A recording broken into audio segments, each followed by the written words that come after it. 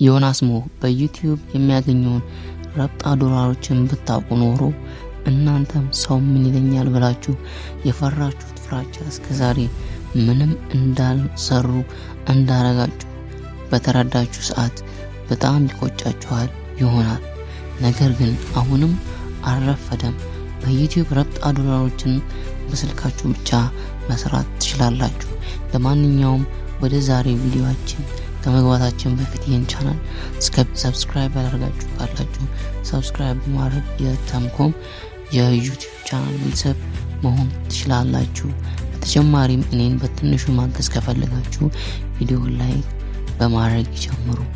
ዮናስ ሞ በዩቲዩብ ህይወታቸው ከተቀየሩ ወጣቶች አንዱ ሲሆን ከዩቲዩብ ፓርትነርሺፕ የሚያገኘው ክፍያም የለውጡ መነሻ ነው።